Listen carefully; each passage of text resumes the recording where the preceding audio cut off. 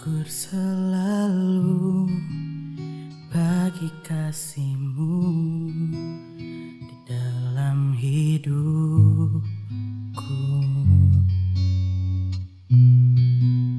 dan takkan ku ragu atas rencana-Mu untuk masa depanku.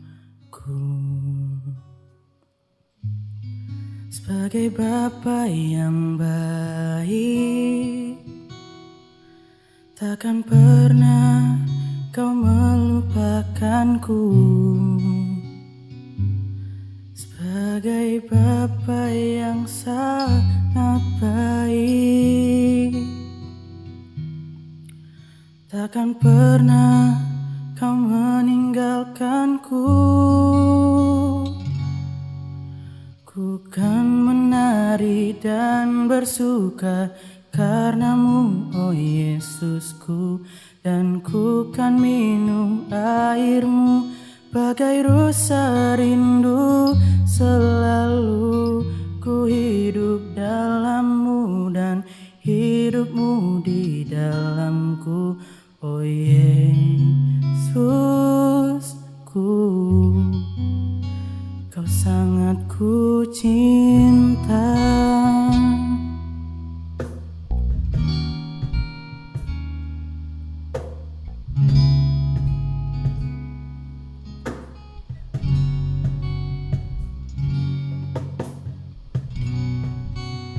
Bersyukur selalu bagi kasih-Mu di dalam hidupku,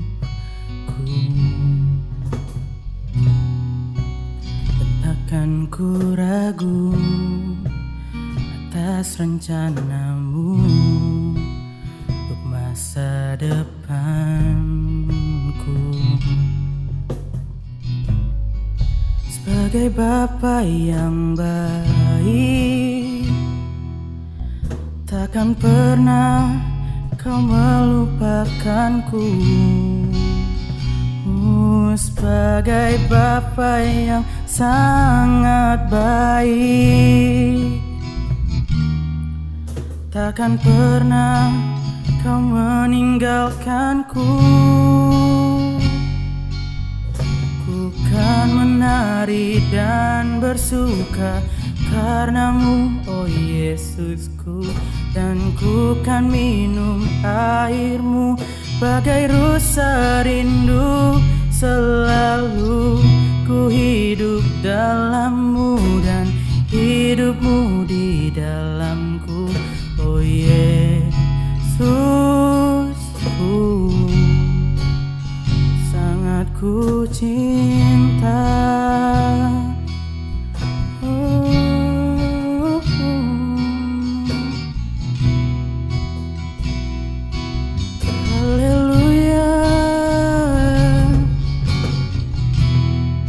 Terima kasih Tuhan untuk kebaikan-Mu.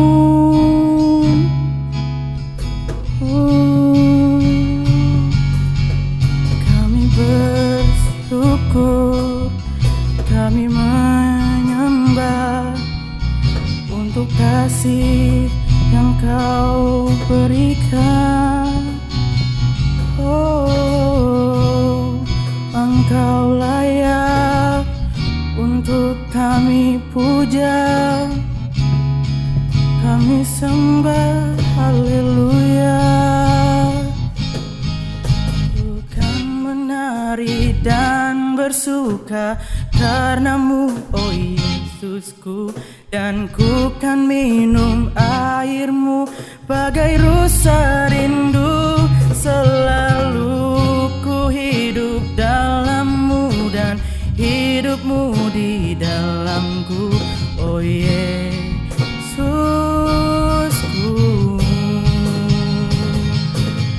Ku kan menari dan bersuka karena-Mu, oh Yesusku, dan ku kan minum air-Mu bagai rusa rindu.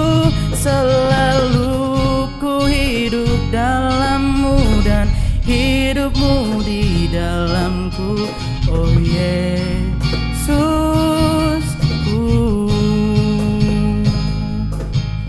oh Yesusku, Kau sangat ku cinta.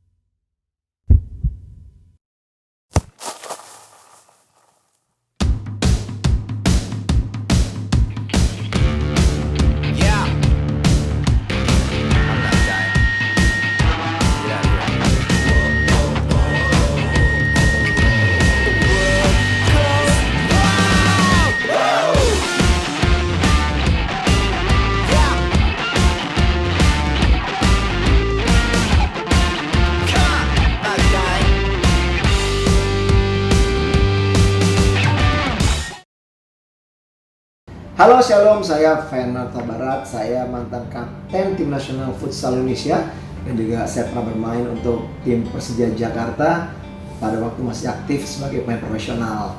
Terima kasih, puji syukur saya diberikan kesempatan untuk bisa memberikan kesaksian di sini. Ada beberapa kesaksian yang akan saya sampaikan nanti, mudah-mudahan bisa menjadi motivasi bagi semua teman-teman, rekan-rekan seiman, bahkan juga mungkin dari teman-teman dari kalangan yang lain, agar tetap semangat dalam menjalani kehidupan ini, karena kita tahu bahwa Tuhan sangat baik untuk kita semuanya. Nah, pada saat saya 2013 bulan April itu saya mendapatkan satu berita yang sangat menyakitkan buat diri saya, bahwa saya divonis terkena serangan jantung ketika itu di Palembang, ketika saya sedang melaksanakan tugas di sana. Dan ketika itu saya dengan rekan-rekan pergi untuk menikmati makanan khas Palembang, itu pempek, dimana saat itu saya benar-benar sangat lahap untuk menikmati pempek, bahkan cuko atau juga cukanya saya minum. Dan setelah itu kembali ke hotel, saya merasakan badan saya yang begitu panas, heartburn. Saya pikir ini karena masalah kondisi dari ketika saya terlalu banyak meminum cuko itu. Tapi ternyata ketika dibawa ke rumah sakit oleh rekan-rekan saya, dokter di emergency mengatakan bahwa ada kelainan pada jantung saya. Pada saat itu juga saya langsung mendadak takut, karena memang kita tahu, seperti kita ketahui bahwa penyakit jantung ini memang sangat berbahaya dan juga bisa mengancam jiwa kita. Pada saat itu juga saya langsung dirawat, dan 2 hari setelahnya orang tua saya, ibu saya dan juga abang saya datang ke Palembang untuk melihat bagaimana kondisi saya. Dan setelah itu orang tua saya meminta pihak rumah sakit untuk memberikan surat agar penanganan berikutnya bisa dilakukan di Jakarta, dan tidak serta-merta rumah sakit memberikan surat, bahkan saya harus melakukan tes sebelum diizinkan untuk keluar dari rumah sakit, yaitu melakukan treadmill. Nah, ketika melakukan treadmill, ternyata kondisi saya dinyatakan normal dan bisa untuk kembali ke Jakarta. Sesampainya di Jakarta, saya dengan ibu saya, dengan abang saya langsung melakukan pengecekan terhadap salah satu dokter senior dari harapan kita, yang melihat bahwa memang denyut nadi saya jalannya lambat ketika melakukan EKG. Justru ketika saya mengatakan bahwa saya ini adalah seorang atlet, nah di kondisi itulah dokter ini mengatakan bahwa kalau gitu kondisi jantung saya normal, karena atlet berbeda kondisi jantungnya dengan orang biasa yang tidak melakukan aktivitas rutin dan denyutnya lebih lemah. Ketika itu juga saya percaya bahwa saya memang tidak dalam kondisi sakit jantung. Sampai akhirnya ketika saya mau berangkat ke kantor, saya mengalami hal yang tidak biasa di dalam bagian dada saya ketika mau menarik nafas. Terus agak seperti ada yang menyangkut di bagian dada saya, dan akhirnya saya memutuskan untuk kembali ke dokter. Saat itu saya terbayang-bayang dengan setiap kejadian yang terjadi pada diri teman-teman saya yang memang terlebih dulu dipanggil oleh Tuhan. Ada beberapa teman saya yang dipanggil seperti Ricky Johannes, dipanggil juga karena sakit jantung, gitu juga dengan Haji Mas Said setelah main bola. Bahkan satu lagi teman saya sangat muda, 23 tahun, namanya Mardo, ini dipanggil ketika bermain futsal. Jadi saya sangat khawatir, saya sangat takut, dan saya benar-benar berdoa kepada Tuhan untuk minta agar Tuhan memberikan saya kesehatan untuk bisa terus menjalani kehidupan ini sampai saya bisa membesarkan anak saya di masa yang akan datang. Dan setelah saya berangkat ke dokter, ternyata di dokter di hadapan kita saya diminta untuk melakukan kateterisasi, kateter. Jadi setelah saya dikateter dan ternyata baru terlihat bahwa sudah terjadi penyempitan 99% di dalam jantung saya. Bukan karena kuat saya, tapi saya percaya bahwa dengan penyempitan 99%, saya tahu Tuhan bekerja di sana, memberikan saya kekuatan untuk tetap bisa menjalani kehidupan sebelum akhir saya ke dokter. Dan ketika saya dipasang ring, setelah kateter terjadi, saya dipasang ring, dan setelah itu juga saya melakukan kembali pengecekan pada dokter, kontrol ke dokter. Setelah 1 minggu kembali disuruh melakukan treadmill, dan ketika treadmill ritme jantung saya ternyata normal dan dokter menyatakan bahwa saya bisa kembali bermain sepak bola. Puji Tuhan, saya sangat bersyukur. Walaupun sebelum pasang ring saya nangis-nangis karena memang anak saya masih kecil. Di situ saya diberikan kekuatan, Tuhan menguatkan saya, dan akhirnya saya kembali bisa dalam kehidupan yang normal, beraktivitas. Bahkan sekarang juga saya tidak ada kendala dengan bermain sepak bola, bermain futsal.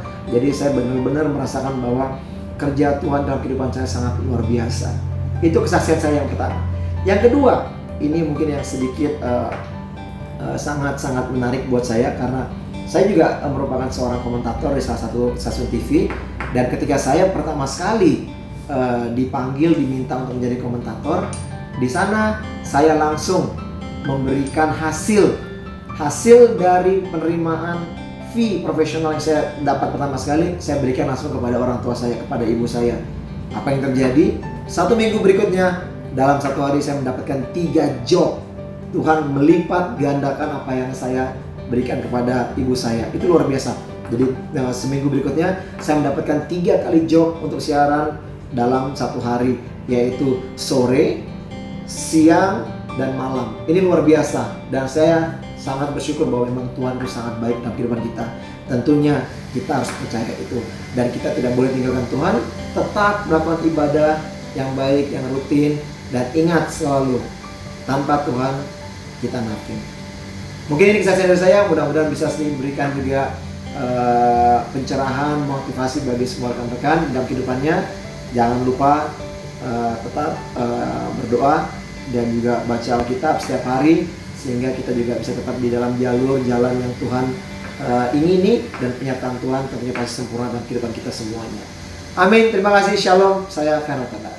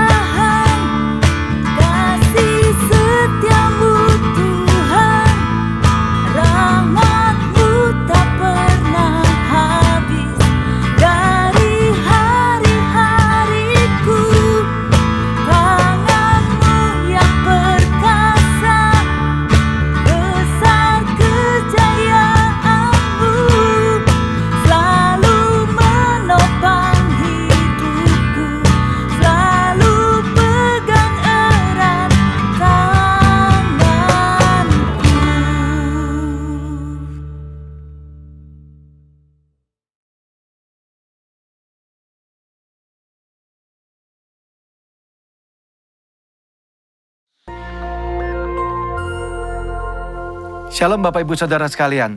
Hari ini kita akan membahas tentang ibadah online dan ibadah offline. Pandemi COVID-19 yang terjadi di tahun 2020 telah membawa begitu banyak perubahan dalam kehidupan kita semua. Cara kita belajar berubah, cara kita bekerja sekarang juga harus berubah. Begitu juga dengan cara kita hidup, semuanya telah berubah. Termasuk bagaimana cara gereja menjalankan ibadahnya hari-hari ini. Gereja berpindah dari ibadah offline menjadi ibadah online untuk menyikapi situasi yang sedang berkembang. Pertanyaannya, apakah ibadah online itu sesuai dengan firman Tuhan atau tidak? Untuk itu, mari kita belajar tentang apa itu gereja. Dalam Matius 16 ayat yang ke-18, firman Tuhan berkata, "Dan aku berkata kepadamu, engkau adalah Petrus, dan di atas batu karang ini, aku akan mendirikan jemaatku, dan alam maut tidak akan menguasainya." Kata jemaat di sini diambil dari bahasa asli yaitu eklesia. Ek artinya keluar dan kalein artinya memanggil. Eklesia, Tuhan memanggil umatnya dari dalam dunia untuk masuk ke dalam kerajaan Allah. Dari pengertian ini kita bisa mendapati pemahaman bahwa gereja itu bukan bicara soal gedung, tempat, organisasi, dan lain sebagainya. Tapi gereja berbicara tentang orang-orang yang ada di dalamnya.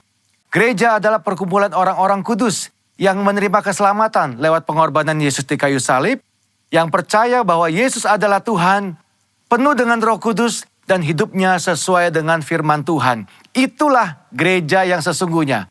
Dan kita adalah gereja. Ya, Anda adalah gereja. Kitalah semua gereja yang sesungguhnya. Sekarang bagaimana dengan ibadah online? Apakah ibadah online itu Tuhan berkenan atasnya? Apakah Tuhan menyertai ibadah online? Apakah ibadah online adalah sesuatu yang sah dan benar untuk kita lakukan? Jawabannya tentu saja iya. Tuhan pasti menyertai ibadah online. Tuhan hadir di dalam ibadah online. Dan ibadah online adalah ibadah yang sah dan boleh kita lakukan. Apa dasarnya? Ingat, gereja bukan bicara soal gedung, tempat, dan organisasi. Tapi gereja berbicara tentang orang-orang yang ada di dalamnya. Bagi sebagian orang, mereka merasa bahwa beribadah online rasanya berbeda dengan pada waktu ibadah offline. Tentu saja Bapak Ibu Saudara, berkumpul bersama dengan 100 orang rasanya pasti berbeda dengan berkumpul bersama 2 atau 3 orang seperti yang sedang kita lakukan sekarang. Tapi ingat, jangan pakai perasaan. Datang kepada Tuhan, pakai iman, jangan pakai perasaan. Yohanes 4 ayat 23-24 firman Tuhan berkata seperti ini. Tetapi saatnya akan datang dan sudah tiba sekarang, bahwa penyembah-penyembah benar akan menyembah Bapa dalam roh dan kebenaran, sebab Bapa menghendaki penyembah-penyembah demikian. Allah itu roh, dan barang siapa menyembah Dia harus menyembahnya dalam roh dan kebenaran. Dikatakan bahwa kita itu menyembah Tuhan yang adalah roh. Roh itu tidak bisa dibatasi oleh ruang dan waktu. Artinya, ibadah kita juga seharusnya tidak dibatasi oleh ruang dan waktu. Kenapa? Karena Tuhan bisa datang kapanpun, dimanapun, dan dengan cara apapun. Tuhan adalah pribadi yang tidak bisa dibatasi oleh ruang, waktu, dan tempat. Begitu juga seharusnya dengan ibadah-ibadah kita. Apakah masih ingat peristiwa pencurahan Roh Kudus di zaman para rasul? Mereka tidak punya gedung yang bagus, mereka tidak berkumpul di tempat yang mewah, mereka tidak punya peralatan sound system seperti yang kita miliki sekarang. Tetapi lihat apa yang terjadi pada waktu mereka berkumpul bersama-sama sebagai sebuah gereja, unity di sana. Tuhan melepaskan, mencurahkan rohnya atas mereka semua. Yang paling penting adalah esensinya, bukan caranya. Ibadah secara online adalah cara untuk kita melakukan sesuatu dalam menyikapi situasi yang ada hari-hari ini. Tetapi yang tidak boleh berubah adalah esensi daripada ibadah itu sendiri. Apa esensi dari sebuah ibadah? Tuhanlah yang menjadi pusat dari semua yang kita lakukan pada waktu ibadah itu berlangsung. Cara bisa berubah, cara hari ini bisa berbeda dengan cara tahun yang akan datang. Tetapi esensi dalam sebuah ibadah tidak pernah boleh berubah. Selain daripada itu, apakah kita sadar bahwa lewat ibadah online, firman Tuhan itu tersebar lebih jauh dan lebih luas daripada yang pernah kita bayangkan sebelumnya. Dengan kata lain, ibadah secara online ini mempercepat penyebaran Injil, seperti yang diperintahkan dalam amanat agung. Sekarang kita akan membahas bagian terakhir. Apakah setelah pandemi ini berakhir, kita tidak perlu lagi datang ke gereja atau mengikuti ibadah offline seperti sebelumnya? Tentu saja tidak, Bapak Ibu Saudara sekalian. Ada 3 alasan kenapa kita tetap harus datang ke gereja berkumpul bersama-sama seperti yang kita lakukan di masa sebelumnya. Alasan yang pertama, 1 adalah atmosfer atau suasana ibadah. Yang kedua tentang impartasi dan pengurapan kuasa Roh Kudus yang biasa dilakukan lewat penumpangan tangan. Ini sulit untuk dilakukan pada waktu ibadah secara online. Yang ketiga yang tidak kalah penting adalah tentang persekutuan bersama-sama. Ingat, gereja adalah perkumpulan orang-orang percaya. Disebut kumpulan karena memang jumlahnya lebih dari 1. Dan di dalam perkumpulan ini ada rasa saling di dalamnya. Saling sayang, saling mengasihi, saling menegur, saling membangun, saling menyapa, saling mendoakan, saling menguatkan. Nah, hal-hal seperti ini tentu sulit untuk dilakukan di dalam ibadah secara online. Pada dasarnya kita adalah makhluk sosial. Tuhan menciptakan kita tidak untuk sendirian. Kita perlu untuk bertemu, berinteraksi satu sama lain kepada saudara-saudara seiman kita. Apakah Bapak Ibu Saudara tidak kangen untuk kembali beribadah bersama-sama dengan teman-teman kita sebelumnya? Kembali saling sapa, saling tegur, bertemu dengan gembala kita sendiri. Ayo jangan tinggalkan ibadahmu hari-hari ini. Tuhan Yesus tetap dekat dengan kita. Tuhan menyertai kita semua. Shalom.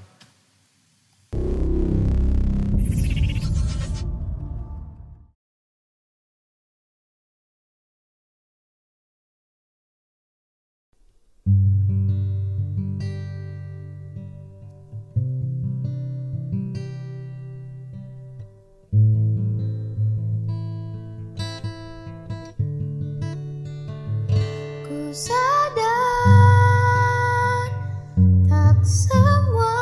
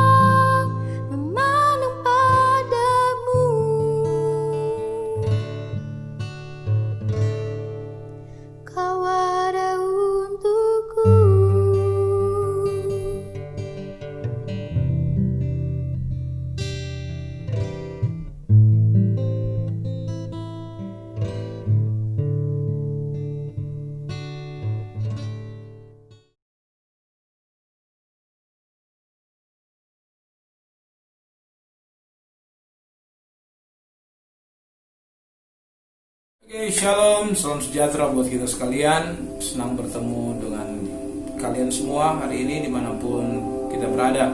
Hari ini kita akan bahas sama-sama firman Tuhan yang berjudulkan hidup yang berintegritas. Kita seringkali mendengarkan tentang kata integritas, tetapi seringkali juga kita tidak memahami pengertian atau definisinya secara lengkap. Secara garis besar dalam Kamus Besar Bahasa Indonesia, definisi dari integritas itu merujuk ke beberapa kata, tetapi ada satu kata yang sangat saya tekankan atau menarik perhatian saya, itu adalah kata mutu. Jadi integritas itu adalah bicara tentang mutu kehidupan seseorang, nilai-nilai kehidupan seseorang. Bahkan dalam definisi yang lain dikatakan juga suatu konsep tentang yang namanya konsistensi dalam menjalani nilai-nilai hidup. Nah, ini luar biasa. Pertama dikatakan sebagai mutu, yaitu bahwa hidup yang berkualitas, berintegritas sama dengan hidup yang bermutu, hidup yang penuh dengan kualitas-kualitas yang baik. Dan saya sangat percaya orang yang dalam Tuhan itu adalah orang yang penuh dengan kualitas atau mutu. Kenapa bisa begitu? Di dalam Roma pasal yang ketiga ayat yang ke-23 dikatakan semua manusia telah berbuat dosa dan telah kehilangan kemuliaan Allah, tetapi karena kasih karunia justru dibenarkan. Nah, di situ dikatakan kehilangan kemuliaan Allah. Kata kemuliaan itu dalam bahasa aslinya dipakai kata doxa. Doxa itu bicara quality of life. Jadi saya percaya orang hidup dalam Tuhan akan penuh kemuliaan Tuhan, sehingga hidupnya itu akan berkualitas, akan punya integritas. Nah, banyak yang kita lihat sekarang, banyak orang-orang percaya kehilangan yang namanya kualitas di hidup. Banyak orang yang katanya ke gereja, tetapi kok malah tidak berkualitas hidupnya, tidak punya integritas, tidak punya mutu. Karena itu hari ini dalam firman Tuhan yang singkat ini, biarlah kita juga memahami ini dan belajar merenungkan hal ini. Jika kita di dalam Tuhan, maka seharusnya hidup kita akan penuh dengan kualitas-kualitas yang baik. Karena itu Alkitab berkata bahwa orang dalam Tuhan itu bukan orang yang biasa, tapi orang yang luar biasa. Dan saya percaya saudara yang di rumah pun adalah orang yang luar biasa saat engkau hidup di dalam firman Allah. Menjadi orang yang luar biasa itu bukan hanya sekedar kita datang ke gereja, tetapi faktor utamanya adalah waktu engkau menghidupi firman Tuhan yang luar biasa itu. Itu tentang mutu. Jadi bahwa integritas adalah bicara mutu, dan bagaimana kita harusnya hidup dalam Tuhan dan memiliki mutu kualitas yang luar biasa karena kita hidup dalam kemuliaan Tuhan. Kata pengertian kedua itu bicara tentang suatu nilai konsistensi. Bagaimana kita punya konsistensi untuk menjalani nilai-nilai hidup. Yang menjadi nilai hidup kita orang percaya itu adalah firman Allah. Karena itu bagaimana kita punya konsistensi melakukan itu. Dalam firman Tuhan banyak ayat-ayat juga yang menggambarkan, yang mengajarkan untuk kita konsisten. Contohnya dikatakan dalam Filipi 4 ayat 4, bersukacitalah senantiasa di dalam Tuhan. Sekali lagi kukatakan bersukacitalah. Dan dikatakan juga jangan jemu-jemu engkau berbuat baik. Banyak ayat yang merujuk bagaimana kita harus konsisten di dalam melakukan firman Tuhan, di bagaimana kita harus konsisten di dalam hidup di dalam firman Tuhan. Karena itu kata pengertian kedua tentang konsistensi itu sangat menarik. Integritas berhubungan dengan konsistensi. Bagaimana kita tidak cuma satu momen atau mut-mutan saja, atau cuma sekedar menurut perasaan kita, tetapi bagaimana kita konsisten dalam keadaan apapun tetap kita melakukan firman Allah. Saya berdoa hari ini setiap kita mengalami hidup yang benar-benar berintegritas. Artinya akan ada mutu dalam kehidupan kita, akan ada kualitas yang luar biasa. Dan di tengah-tengah masa-masa COVID ini, justru disitulah kita harus benar-benar membuktikan kita benar-benar hidup dalam Tuhan. Kita sungguh-sungguh orang hidup dalam firman. Terlihat dari apa? Dari kualitas hidupmu. Di dalam Alkitab banyak contoh bahwa semua orang hidup di dalam Roh Tuhan, dipimpin Roh Tuhan adalah orang-orang yang berkualitas. Daniel, Sadrak, Mesak, Abednego, siapa lagi? Bicara Yusuf orang yang sangat berintegritas. Tetapi contoh kita yang paling luar biasa hari ini saya mau jelaskan, yaitu Tuhan Yesus Kristus. Dia hidup dalam integritas yang luar biasa. Ingat waktu dia berdoa di Taman Getsemani, dia berkata, Bapa, kalau bisa lalukanlah cawan ini daripadaku, tetapi kalau memang Tidak bisa biar kehendakmu yang jadi, bukan kehendakku. Itu menyatakan bagaimana Tuhan Yesus konsisten. Tuhan Yesus benar-benar berintegritas melakukan misinya. Untuk apa dia datang ke dunia? Untuk menebus dosa manusia di atas kayu salib. Apapun masalahnya yang sedang dia alami, apapun pergumulannya, dia tetap berkata, biar kehendakmu yang jadi. Itulah contoh hidup berintegritas yang luar biasa. Karena itu saya mau katakan bahwa saudara, hari ini saat kita mengikut Tuhan Yesus, biarlah hidup kita pun mempunyai integritas, kualitas, mempunyai mutu, bahkan mempunyai konsistensi untuk melakukan firman Tuhan. Karena itu biar hari ini firman Tuhan ini mengubah setiap kita, memberkati setiap saudara. God bless you. Dan ku ingin mengandalmu Tuhan, lebih dalam dari semua yang ku kenal. Tiada kasih yang melebihimu, ku ada untuk menjadi penyembahmu. Bapak Ibu yang dikasihi Tuhan, kita akhiri ibadah online pada hari ini dan kita akan berdoa bersama-sama. Mari kita berdoa. Bapak, terima kasih, kami bersyukur buat ibadah pada hari ini dan setiap firman yang didengar oleh umat-Mu Tuhan, jemaat-Mu, menjadi rema dan menjadi kekuatan di tengah-tengah wabah COVID-19. Mereka semakin kuat, mereka semakin luar biasa, bahkan mereka semakin mengandalkan Tuhan. Berkati usaha pekerjaan rumah tangga mereka ya Tuhan, tutup bungkus dengan kuasa darah-Mu, jaga dan malaikat-Mu. Setiap pelayan-pelayan-Mu yang sudah melayani beribadah online hari ini, Tuhan berkati, pakai mereka luar biasa, sehingga pelayanannya banyak jiwa dimenangkan bagi Tuhan. Terpujilah nama-Mu Tuhan, dan sebentar kami akan berpisah, kami siap menerima berkat Tuhan. Mari Bapak Ibu Saudara yang dikasihi Tuhan, angkat tanganmu, arahkan hatimu kepada Tuhan dan terimalah berkat Tuhan, kasih karunia, damai sejahtera, berkat-berkat yang berkelimpahan dari Allah Bapa yang dinyatakan dalam kasih-Nya Tuhan Yesus Kristus. Persekutuan yang manis yang indah dalam Roh Kudus menyertai kita sekalian dari saat ini sampai Tuhan Yesus datang kembali menjemput kita melalui awan yang permai. Semua yang percaya dan sudah diberkati Tuhan katakan amin.